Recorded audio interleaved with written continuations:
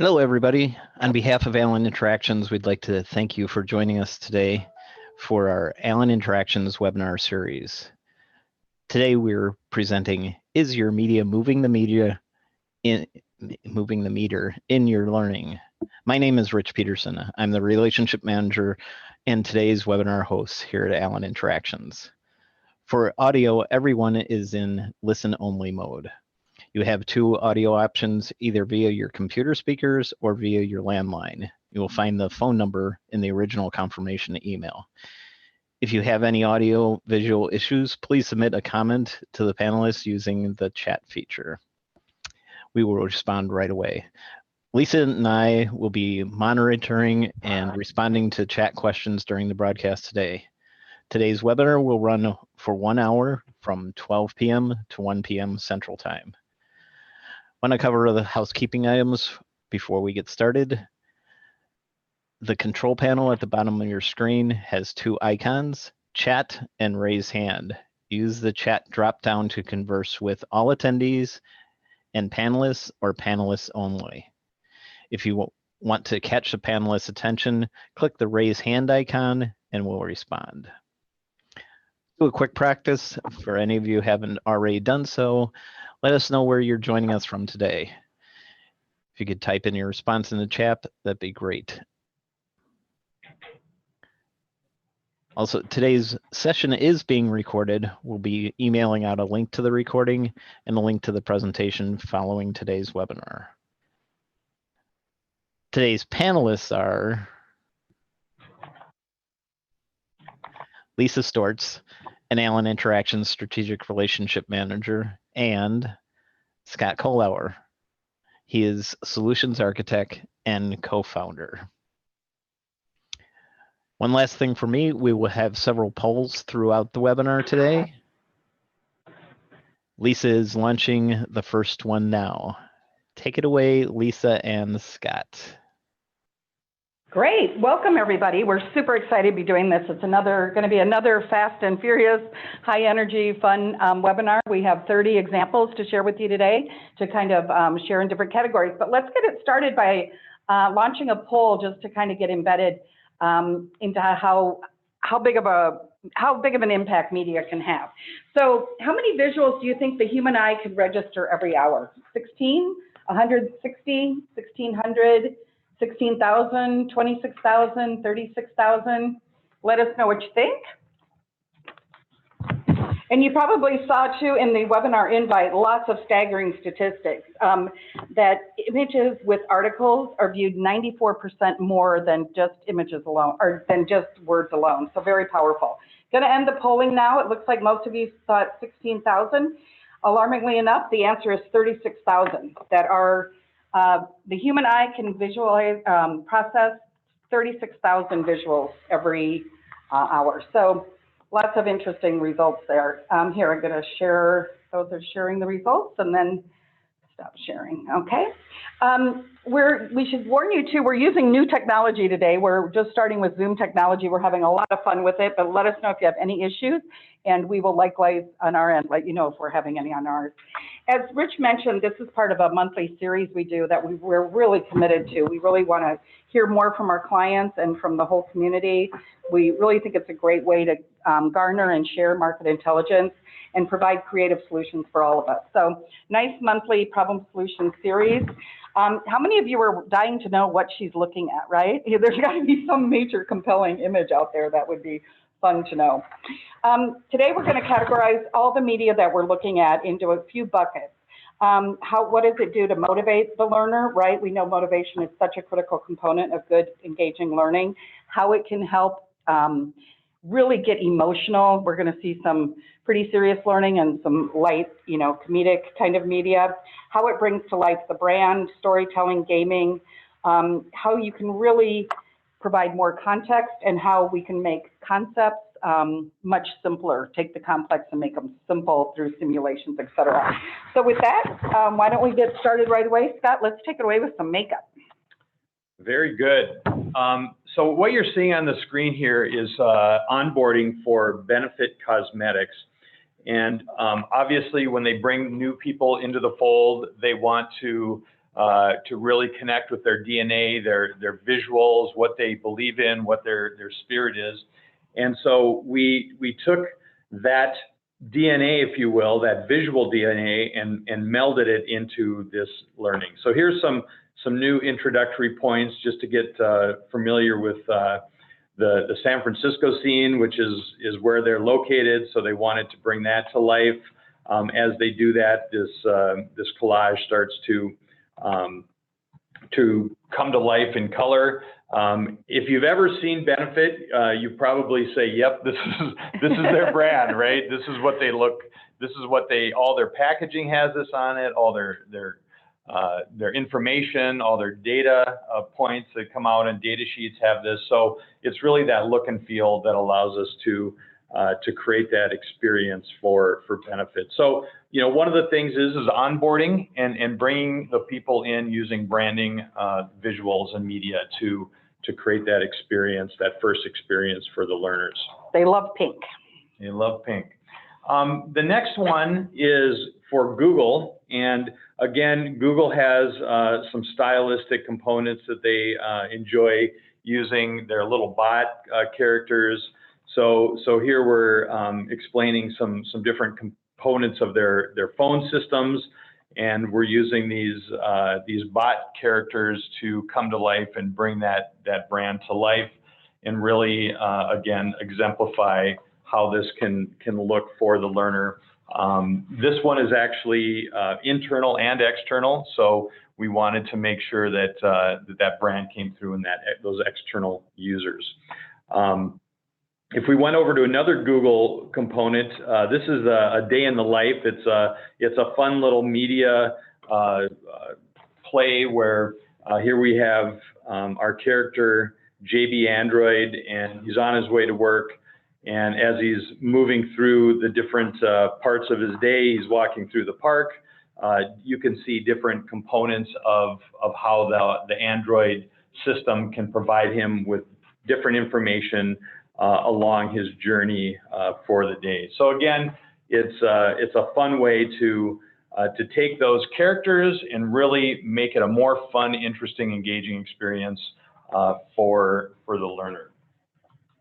And some people we are noticing in the chat window, they're saying their visuals are a little fuzzy. It could be the system's rendering, or maybe reduce your screen size. And Rich, will you help them in the chat window? Thanks, Scott, sorry.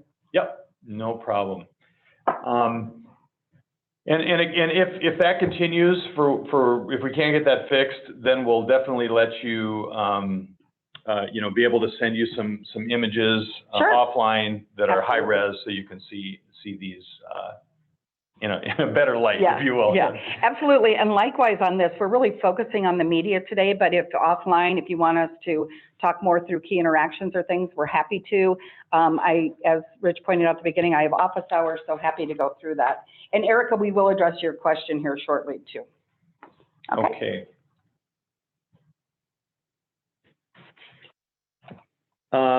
Here is something we did for Mary Kay University. Again, this is a portal that gets into many of the examples and modules that they have, so the learner can scroll through. We're using imagery that they have taken and that portrays, again, their branding, which is you know, very visual in a sense. As we go in, if we went into one of the modules here, we would click on that, and you would go in, see that base image, and here we've got more of a vertical scrolling component through the subtopics that they're learning, and visuals are shown throughout these different components. This is an interesting interaction using video, in that they had over 250 videos that map to different types of learners, different types of Mary Kay Cosmetic employees. And as you ask questions, it's actually doing some smarts behind the screen to bring up videos that only apply to you. So instead of showing them the whole list, we're actually using some artificial intelligence to bring up those those pertinent to that learner based on the questions they ask. And that really helps in the corporate environment, right? They had thousands of video assets. So rather than us recreating the wheel, it was great to really capitalize on the assets they already had. I know we kind of went quickly over the album cover at the beginning, but we get a lot of feedback from our clients on that one. It's just such a powerful way to do a menuing system, so much more appealing than just a long list of, you know, in this case, what, 50 some modules you'd just be seeing a long list of. So Right. a lot more fun to just rifle through the album covers. I'm dating myself by saying album covers, I'm sure. All right. The next branding example we're going to look at is for Nikon. And this one was specifically for external audiences to learn their new Nikon camera. And I'm going to go into one of the modules here. And Again, this was for customer facing, right? this was for customer facing. So again, fun pictures, obviously using the camera to do different different things. This one, it talks about taking HD video and photos at the same time. So we're gonna show them some pictures and ask, what do you think would be better for this situation, a still or a video camera? And each one is actually both. And so as the learners kind of go through this and pick which one they think is a better component, we're going to give them some feedback, and obviously using fun pictures to explain these moments that they might find themselves in. Now, at the end of it, we're actually going to do a simulation. So this gets to some of the components of branding, simulation, trying it, experiencing that fun way that this camera now allows you to take videos and pictures. So up here on the top, we're going to take a video, and as the learner is seeing this ballerina, they can take pictures as the video is shooting. So again, it explains how this works in a simulated environment for this particular brand. I love this example. Nikon camera. Yeah, this is really fun. So it again, just the use of media to bring it to life, to explain concepts and the branding component for this particular customer. And you can imagine with a company like Nikon how critical the media is, but it really brings to life their personality, right? They have a very clean look, they want to make it very simple looking for the user. It really bolsters the brand and brings the brand personality to life. Now, this next one is for DTLR, which is kind of a hip urban shoe store, retail shoe store. And this was for onboarding new hires. So they have lots of new people coming in to work in their retail, and they wanted to kind of scream their brand and really connect with them on this is who we are. They actually have a radio station that they pipe into all their retail stores that they own, and it's broadcast out and in their retail stores, which is kind of fun. This particular module is an example of where they would make a connection. They've learned about shoes, and you get a customer here, and we do this simulated conversation where you're actually asked to choose, what kind of shoe is this they're looking at. If you get it right, we've got our meter that goes up. It's a customer interest meter. So oftentimes we like to use that to help reinforce the feedback on whether you got it right or wrong or not. And so as they move through this conversation, you're seeing, as you're winning points, that meter is going up and down. And again, this visual component is very DTLR. It's very branded. So those new employees, don't see a boring, standard onboarding piece, because they want to emote this particular brand to their customers. Right, so and they want to feel part of that culture, right? To be cool and hip and. Yep. This next one is actually some ILT that we've done. So this is for HomeTube Brands by Hilton. They use this in sessions within their hotels for new hires and current people that are working there. But they start out with some videos that allow you to see different employees take that and kind of emote what HomeTube wants as a brand. So let's take a look at this. It was part of an actual blended solution, right? Today when a guest came out of her suite, I looked at her and said, "Hey there, You look like you're all dressed up to go somewhere fancy. You know, I'm just friendly that way. I like to talk to people. So she says, yep, I'm on my way to an expensive French restaurant to celebrate the end of a really challenging 4-week project. I thought it would never be done. So I told her, way to go. So as you can see, we're not using video.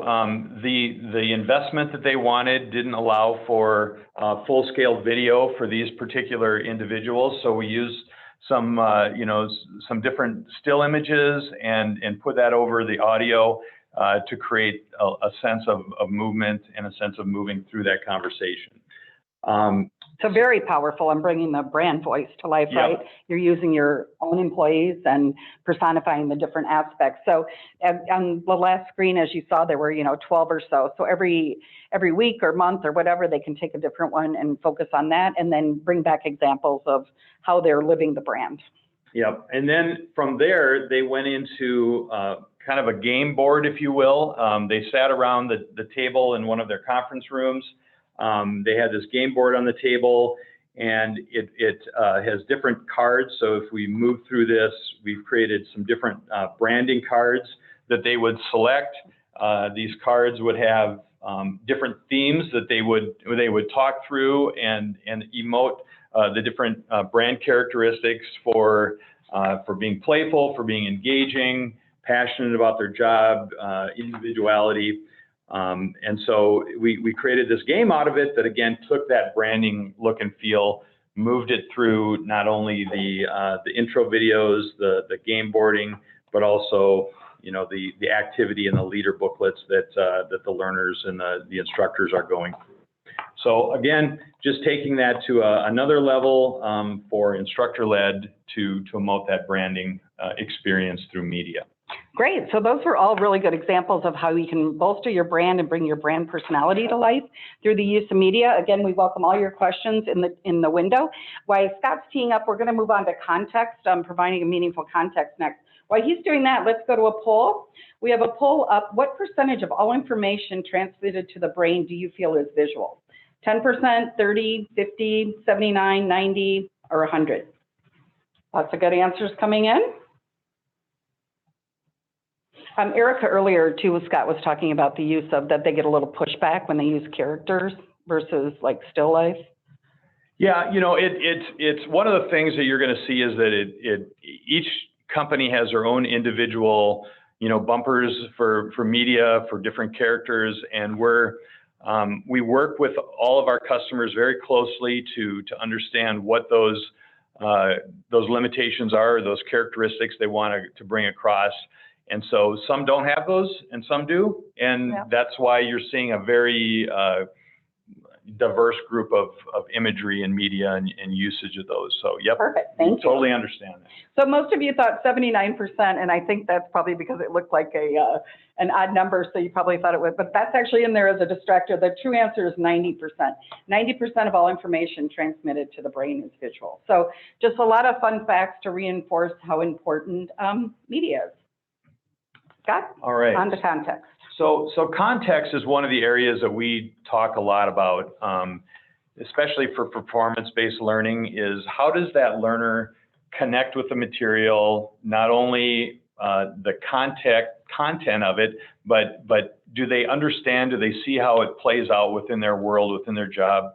And media is a big part of that. And so in this example, this is some security training, data security training for Bloomberg. And one of the things that they wanted to bring to life was, it's not just about in the office, right? It could be, data security in the office, but it could be when you're riding the subway. It could be when you're at the airport. It could be at your home. I mean, even your home office has data components that you need to look at, or it could be in a restaurant. So this visual gives you that context of all the different areas that you might go into and need to know about these different visual rooms. So we're going to go into the Bloomberg office, and one of the things that we're going to be doing here is instead of just telling them, here are the things you should look out for. Don't leave, thumb drives laying around. Don't leave your desk drawers unlocked. So we're having that learner actually go through and visually connect as an active lesson to look at these different components on the screen, see if they can identify the different risk areas that are being shown. And again, it just brings to that context that, hey, this is somebody's desk just like yours.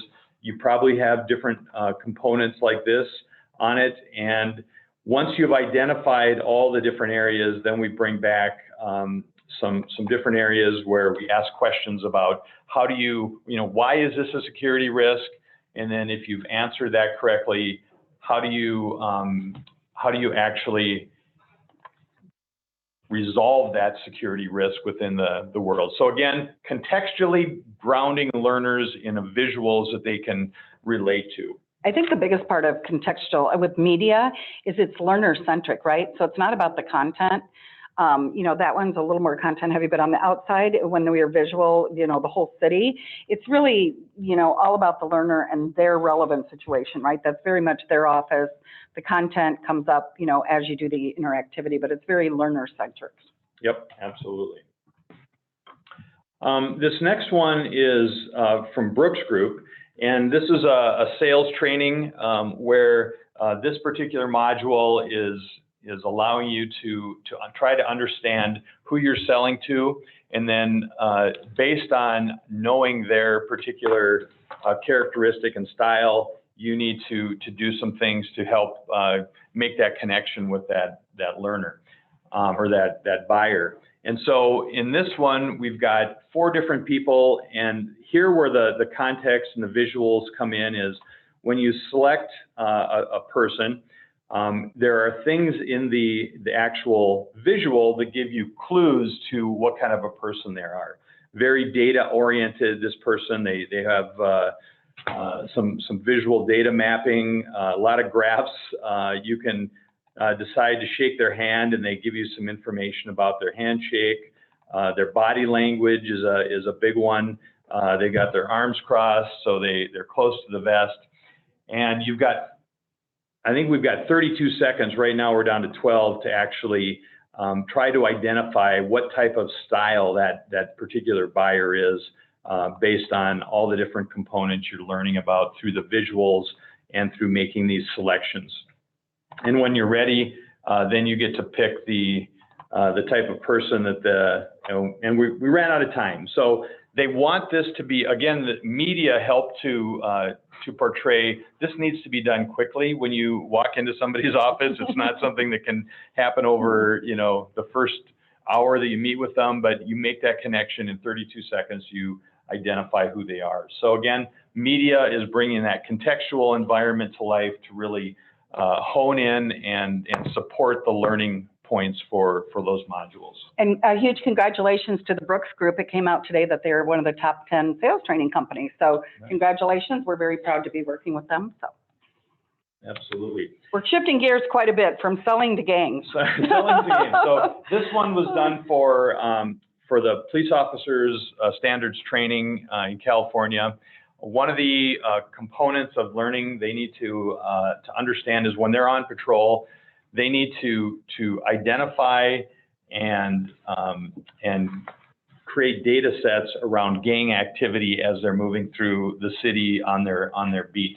And so in this particular example of media, what we did was, you know, we could have told them, you know, look for these things, look for, you know, click on a person and identify.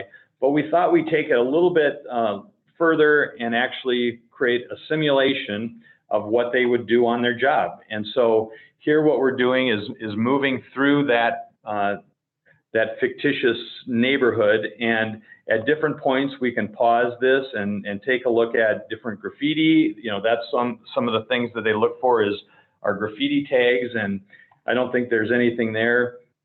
Now here's a couple of guys hanging out, and if we decide to investigate, we'll jump in to a little bit closer view of this, and it says, can you find any gang identifying marks here? And so the number 14, the color red, our coach comes up and says, that's correct.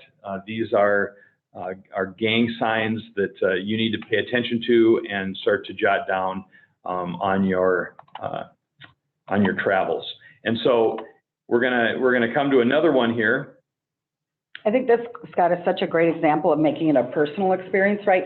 You can't not be engaged in this because you have to keep driving. Right, right. Video, you know, showing video is a double-edged sword. Sometimes if it's really engaging, people will watch it, but if they get distracted and look away, they might miss the most important thing. And so here we're allowing them to really focus and say, you can't look away because you're identifying these areas. And so again, here's a different sign, and we're going to say, yep, we think that that's a gang sign. And when we're done, it's going to ask us to identify the next level of visual. Can we actually decide, is this one gang disrespecting another? And so you're asked to follow up. So again, just making that visual component really contextual is putting them into that learning, allowing them to practice and really connect with the content. You want to show them how it can go 360 too. You can back up and look around. Long before 360 cameras were a thing, right? We were doing kind of that whole. Yeah, so you can scrub through if you miss something and you want to go back, you can scrub through the video and start to identify components as well. Right. So, and critical for their jobs as police officers to have that 360 view. So great example of a true authentic learning experience, right? That's the key. If we can use media to really get that context as authentic of a learning experience as possible, it's incredibly powerful. Let's go sell some cars. All right. So here it's a whole different look and feel. This was for AutoNation. This was for the sales folks on the floor trying to sell you and I cars. And one of the neat ways I think that the visuals help this is that you're looking at your customers. Those customers are going to change expression on how we actually go through this conversation. There's additional information, like we can look at the Smart Choice sell sheet that was done up on their trade-in, and so we can use that in the conversation as well. So we're bringing in these visual pieces that you know, that help you apply what you're knowing and apply that conversation to this system. Down here in the lower right, we've got a customer satisfaction meter that's going to go up and down.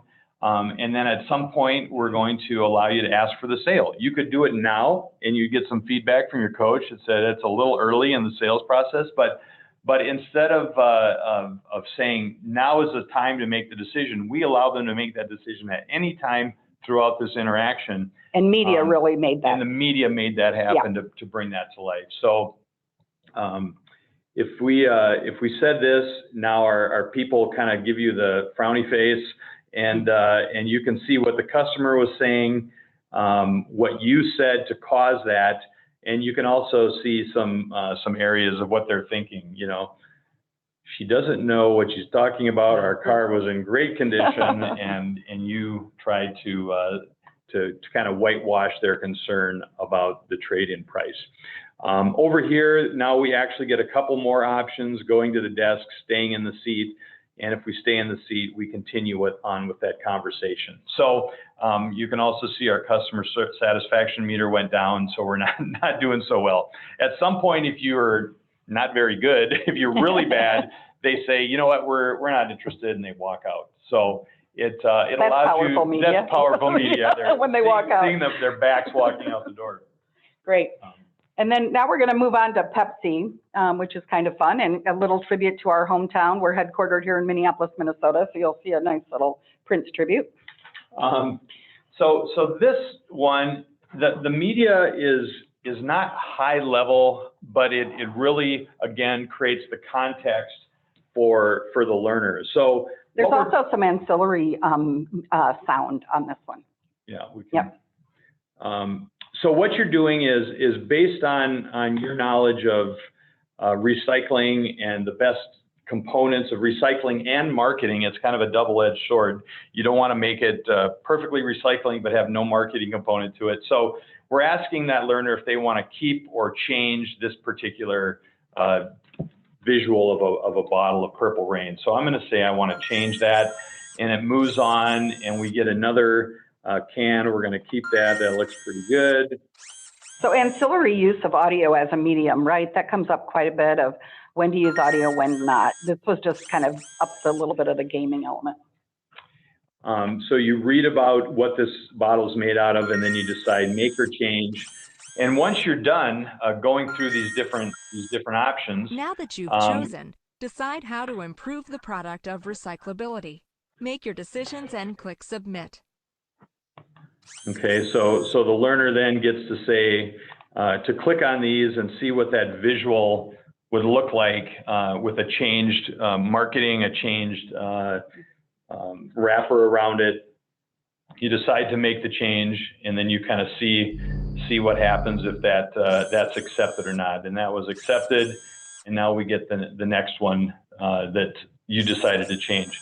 So again, using some of the media to bring alive the context of thinking about packaging, thinking about marketing. At the end, you actually get a score from the marketing team and from the recycling team within Pepsi to see if you were able to balance those two opposing concepts for this bottle. So great. So that was our context session of how we can really, context can be so much more meaningful, provide that learner-centered design, a really personal experience that's authentic. So while Scott's teeing up the concepts and simulations, let's go to a poll. What visuals are processed what times faster than text? How much faster do you think visuals are processed than text? 60,000, 90,000, 100,000, 30,000? Lots of good answers coming in. I love this Zoom. The polling is so much faster. It's fabulous. Okay, so 47% of you, that looks like the highest number are going 60,000. We'll end that polling and share the results. It looks like 60,000. And the correct answer is yes, visuals are processed 60,000 times faster than text. So good job, everyone. We gave you a little bit of a hint too in the write-up though when we said 6 times. So we're all good there. But thank you everyone for joining in on that poll. Scott?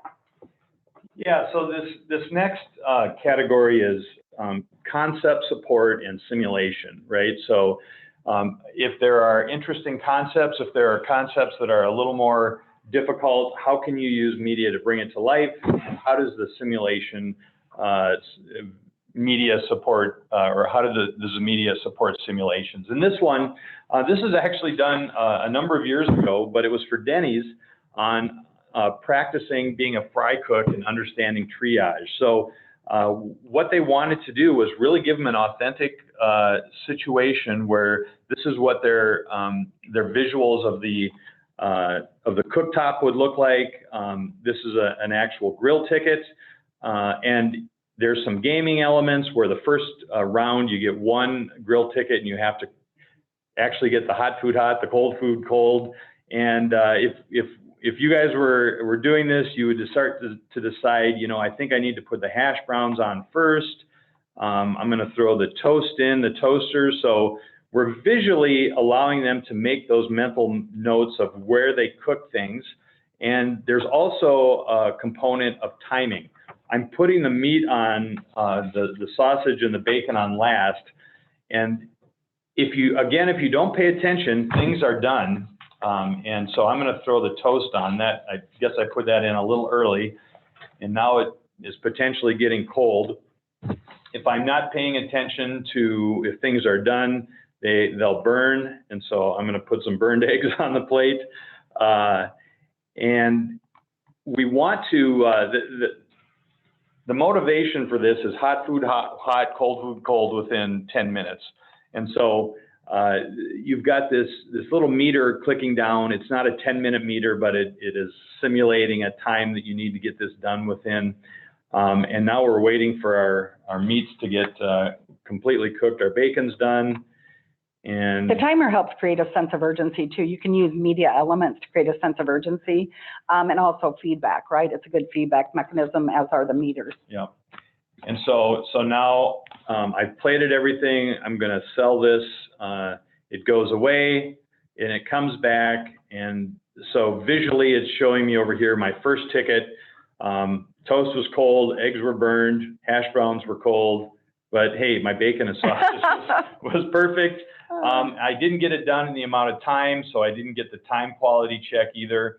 And I get to then retry another ticket. So the media here really, again, helped create that simulated experience for that learner to practice doing their job and becoming proficient at it before they're wasting food or getting yelled at by the other, the wait staff. Just a reminder too to use your chat window. We're happy to take any questions. All right.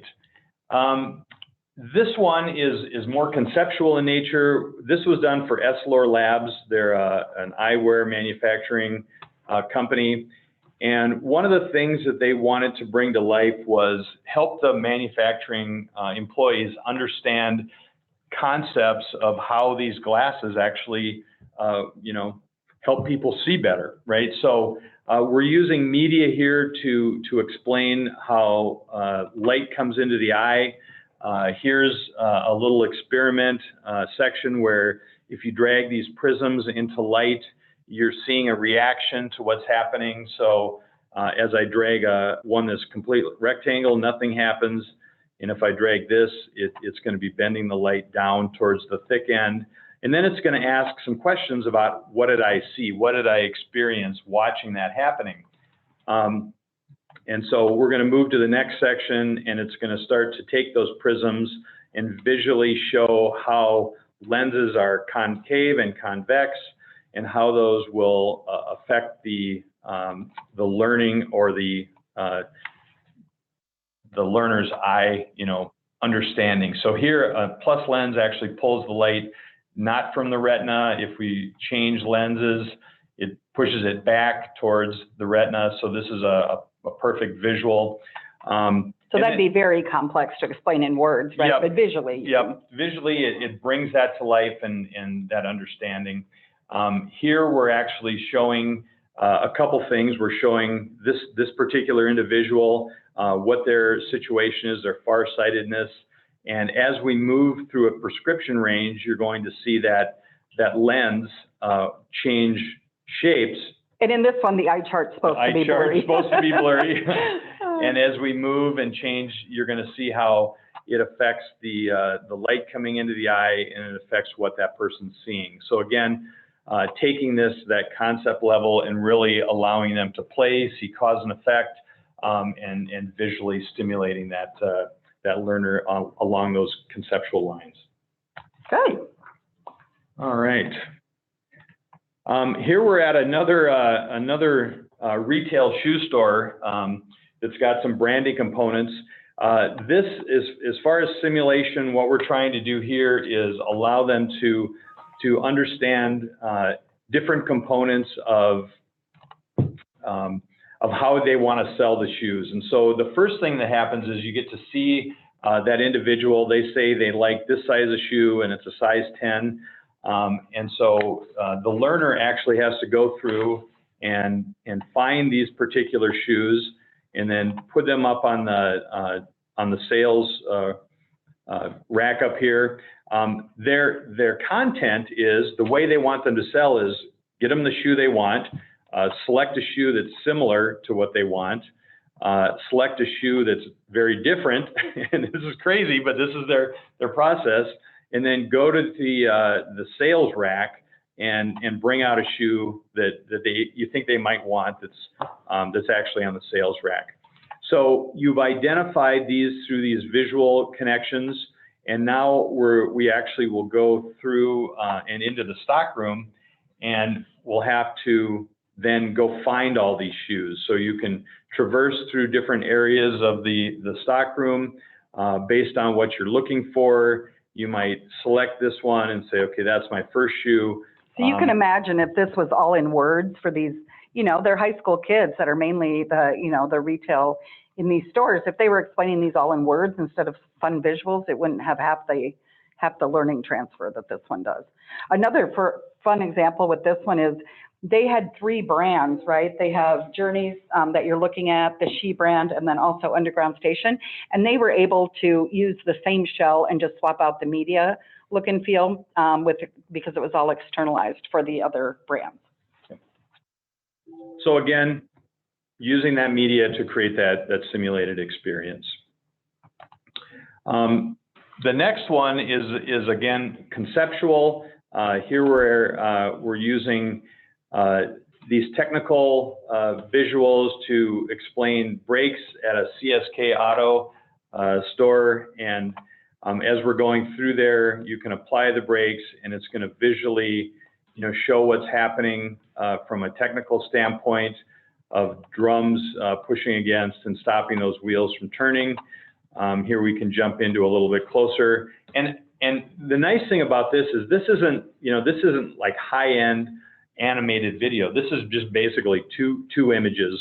One that's got the brake not depressed with the fluid, and when you click on it, it shows the brake depressed and the fluid is being pressurized into those drums. So real easy to make these different connections and these conceptual components with simple graphics that the learner has control of. Yep. We use the parts ID model a lot, right? That is just identifying different parts too. So really powerful media events. So good. Let's move on to storytelling. All right. We still have a couple categories: storytelling, gaming, and emotional motivation. And motivation probably the most critical. So hopefully we can get to that still. All right. So so this is storytelling. It's using visuals to tell a story around a concept. This happens to be insider trading for a MasterCard, and we'll just play this and you can see how this plays out.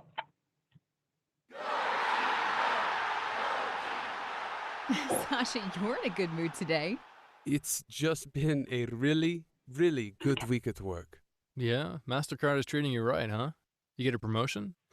Not yet. Just have a big deal coming through. Should be a real game changer for the company. I probably shouldn't say anything about it right now, so mum's the word. But yeah, it's definitely going to give me some great visibility. In a year, who knows? That's really awesome. Congratulations. Cheers. Nostrovia. Salud. Hey, Dennis, I think I want to buy some MasterCard stock. Hey, sure thing. How much? Let's make it a lot. I have a feeling about this. Sasha may have left the game without a second thought or concern. So, so what we've tried to do, and what they wanted was to show that this insider trading isn't something that could, it could be malicious, or it could be just in a conversation. And in this case, he gave up a little too much information. One of his friends, maybe not knowing the situation, used it, and that could have ramifications. So, again, using this media to unfold a story, to tell the concept, to connect with that learner around how this might play out in the real world is an important component to the media design. This next one has actually no audio. It's just all visual, but it was used for onboarding at Old Navy to show how people can move up the corporate ladder into different positions. It has audio. Doesn't have narration. Perfect. Okay.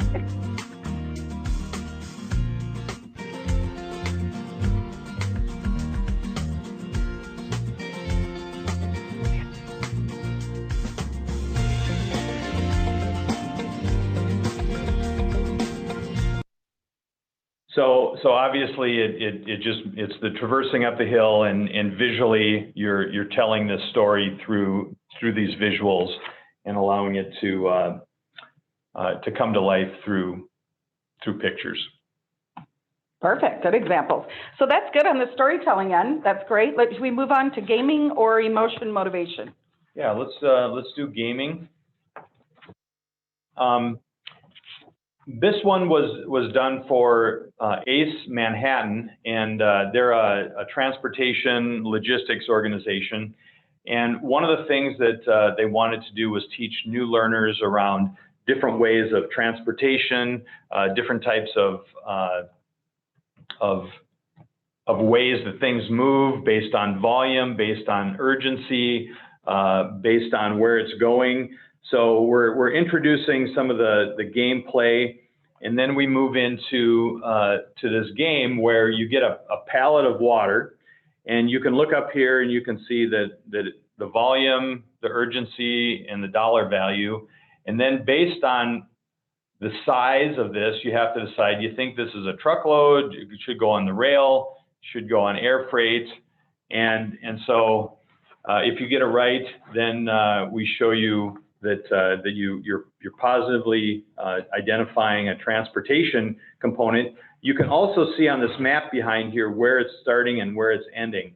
So this would allow us to then decide, well, here's a big heavy diesel engine. The urgency is high, the value is high, so I might want to fly that across the country if that's the case. So media is incredibly critical in this one, right? That this, in gaming of any kind, right? It just really brings it to life in a more simplistic way. Lots of things moving and changing. Lots of fun. All right. And again, we're happy to go deeper on any of these offline or during our office hours, or happy to host webinars within your organization too. And of course, we'd love to work with you on any kind of projects like this that you might have.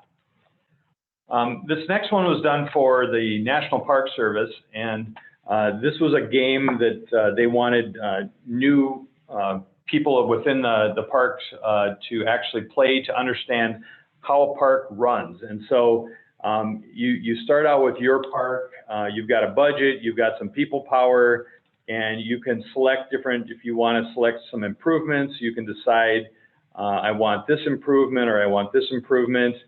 And as you go through this, you're going to see how your budget, your people power, your resources change, and all the different things that a park needs to go through when maintaining itself, upgrading itself, creating new experiences for their customers. So here it's putting them in this park situation.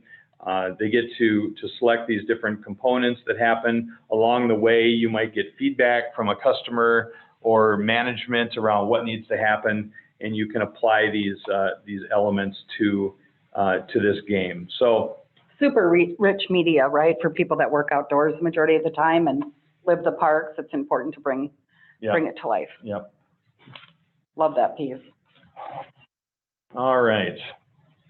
Now, this gaming one is for customer service calling, and we're going to begin the play. I just have to point out that Patrick in the chat window is hilarious. On the Old Navy one, he said some people don't get promoted because they're chasing butterflies. And on this one, he said government shutdown, go back 3 spaces. Yeah, right. Well, isn't that? Thank you, Patrick, for adding some levity there. All right. Should we move on? Yeah, to motivation, because I think, we always say if you only have limited investment, really focus on the motivation piece. A lot of times it's not about that the learner doesn't know what they're supposed to be doing. They're just not motivated they just don't understand why it's important to be doing it right. Right. So this was done for Spectrum Health, and this was for nursing staff to really get them engaged in understanding the best practices around helping somebody and how they might go the extra mile. It's a snowy Saturday in Holland, Michigan, and Lisa Nelson is taking care of some errands around town. She's driving along when all of a sudden she sees several vehicles slipping on the road and veering towards her. A truck crashes into Lisa's driver's side door. She has some cuts and bruises and is in shock. Most concerning is that she's 7 months pregnant and the seatbelt put a lot of pressure on her abdomen. She starts to feel some contractions. An ambulance is called, and the EMTs load her into the ambulance. Because Lisa is in shock, she is not able to communicate well. As the ambulance drives away, Lisa starts to panic. Oh, the contractions. Is the baby coming? Has anyone called my husband? I'm sorry, ma'am, but we couldn't find your cell phone. Do you know his phone number? I know it's 43 something. So very emotional. Yeah, so it definitely. starts out and just, this is what nurses are dealing with on a constant basis. People coming in, they have different needs, and how do you, then it'll go through and actually take them through these experiences on how they can best serve their patients and their customers through that. But it starts out with that motivational component. Right, and immediately you can, get a sense of urgency. It's a very moody situation. It's very dark. So really connects, you know, and these are caregivers, right? So it really connects them emotionally to what they're doing. All right. Shifting gears quite a bit. Again, this was for police officer and first responder training, and they're in a high emotion, high stress situation, and they have to make a lot of quick decisions. So one of the things we wanted to do was, again, try to replicate that experience. Here, what we're going to be doing is taking you into a situation that you have to apply different components to. So let's, here's our coach coming in and explaining you're a first responder onto the situation and you need to triage what's happening. All units, explosion reported at 5th and Center Street, possible injuries. Repeat, 5th and Center Street, possible injuries. No further details.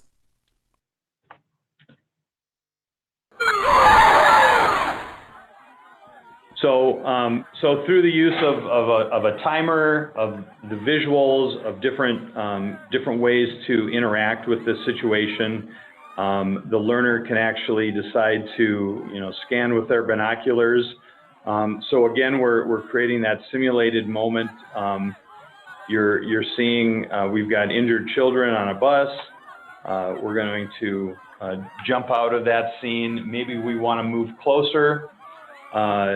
Let's say we want to move a little bit closer. And as we do, the audio gets louder.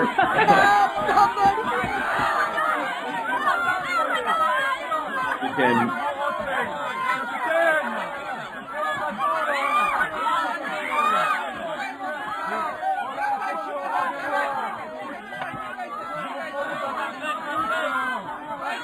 So I'm going to pause the audio, but that audio allows you to heighten your anxiety, to maybe distract you a little bit from what you're trying to do, which is what we wanted to create that experience.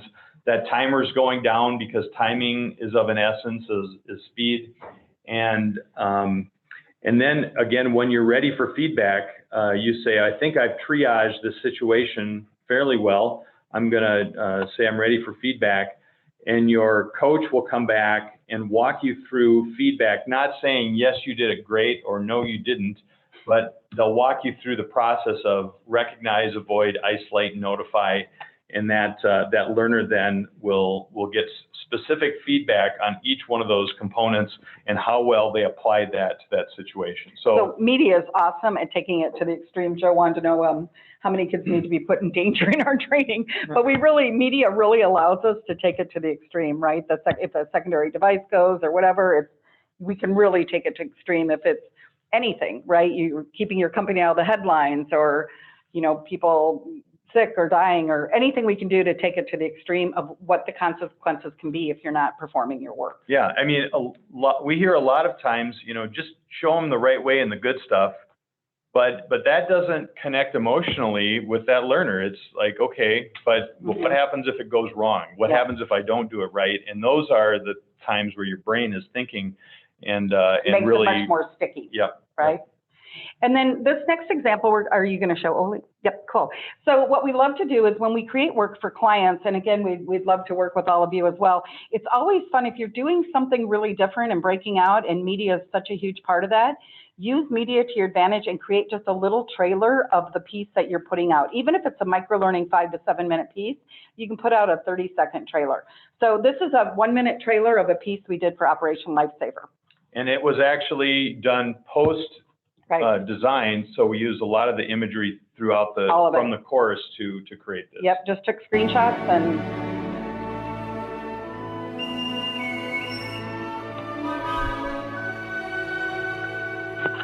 nice job.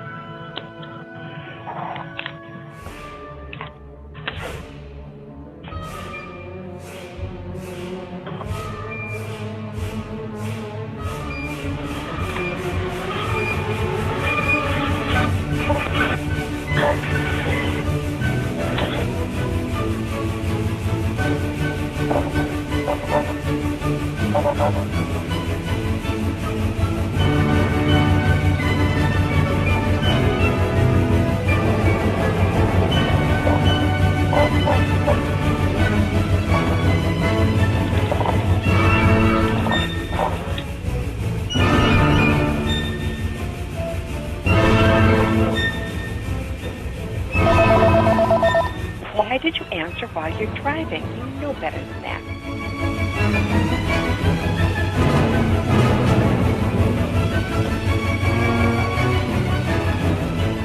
You've completed this trip.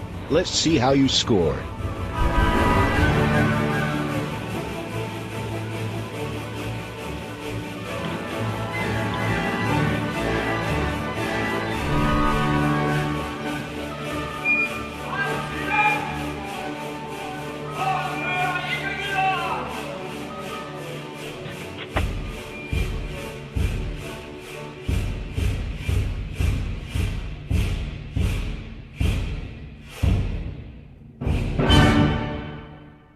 Now, wouldn't you be motivated to take that course, right? You would definitely know it's not going to be a page turner or text next button.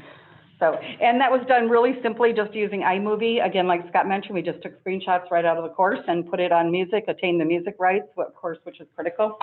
So we're going to be wrapping up here. I hope you really got a chance to connect with us today. You know, what we also released in our earlier scary stats that people only retain 10% of what they hear after 3 days, but 65% when it's paired with a meaningful visual.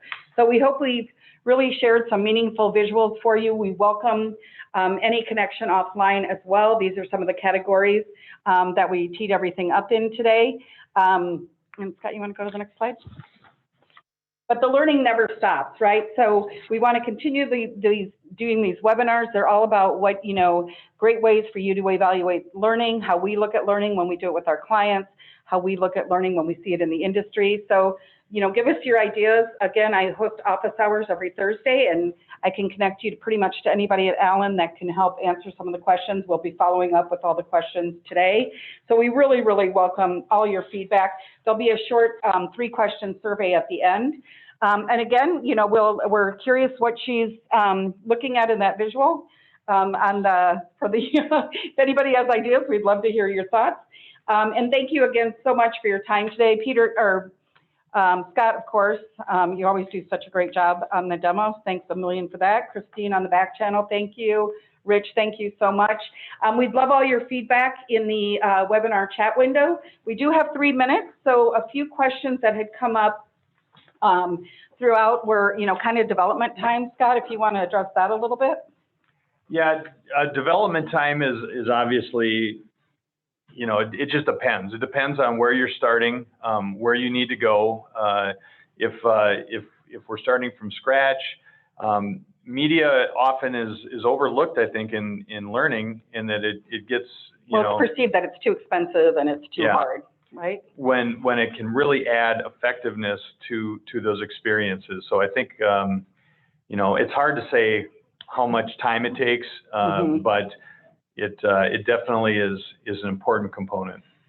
We just have so many fun people on the back channel today with that, so we hate to keep laughing, but there's some great comments.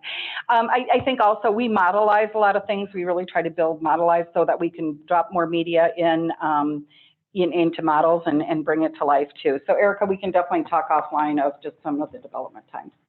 So thank you so much again for your time. Hold on, there'll be the 3-question survey. We'll keep the back channel on here for the next 15 minutes or so, so keep any questions coming. And thanks everyone for your time. And I believe next month Scott and I will be traveling, so one of our colleagues, Steve Lee, will be doing a webinar. It's going to be on task models and integrated task models. So anybody dealing with software training or looking at it, you know, we're going to have a lot of great ways to consider that. So thanks everyone for your time and have a great weekend. Take care.